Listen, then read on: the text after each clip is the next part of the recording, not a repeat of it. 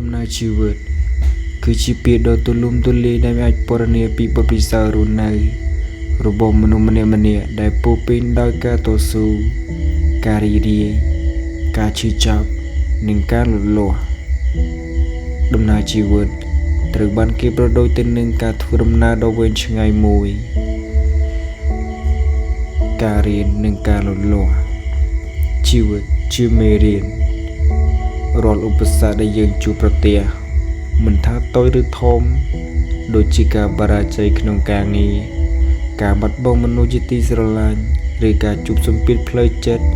សុទ្ធតែជាមេរៀនដ៏មានតម្លៃបើគ្មានការតស៊ូ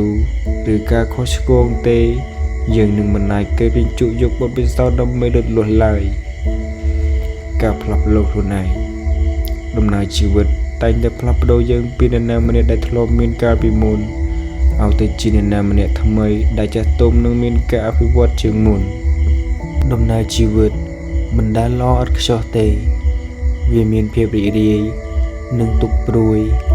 ភាពជោគជ័យនិងភាពបរាជ័យឆ្លាស់គ្នាអត្ថន័យរបស់វាគឺស្ថិតនៅត្រង់របៀបដែលយើងទទួលយកទាំងរឿងល្អនិងរឿងអាក្រក់ការទទួលយកដំណើរជីវិតដោយការដឹងគុណមានន័យថាយើងមើលឃើញឧបសគ្គជាឱកាសនៃការលបងលត់ដំនិងការតស៊ូជាបទពិសោធន៍មនុស្សគ្រប់រូបមានអត្ថន័យជីវិតផ្សេងគ្នាដូច្នេះដំណើររបស់ពួកគេក៏មិនអាចចម្លងគ្នាបានដែរយើងម្នាក់ត្រូវរៀនជឿជាក់លើខ្លួនឯង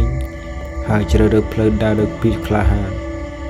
ដំណើរជីវិតក៏ពាក់ព័ន្ធនឹងមនុស្សដែលយើងជ្រើសរើសឲ្យដើរជាមួយដែរគ្រួសារមិត្តភ័ក្តិដៃគូស្នេហាពួកគេខ្លះជាកម្លាំងចិត្តខ្លះជាឧបសគ្គដែលយើងត្រូវរៀនចាក់ចែង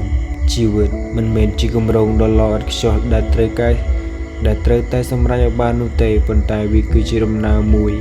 ដែលយើងត្រូវរីករាយផ្នែកដ៏អស្ចារ្យបំផុតគឺការឆ្លងកាត់ដំណាក់កាលតស៊ូ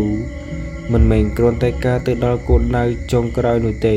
ការភ័យខ្លាចការបរាជ័យឬការបាត់បង់ធ្វើឲ្យមនុស្សកាន់តែនឿយហត់ដំណើរជីវិតទាមទារឲ្យយើងព្រមទទួលយកថាភាពបរាជ័យគឺជាផ្នែកមួយនៃការរស់នៅ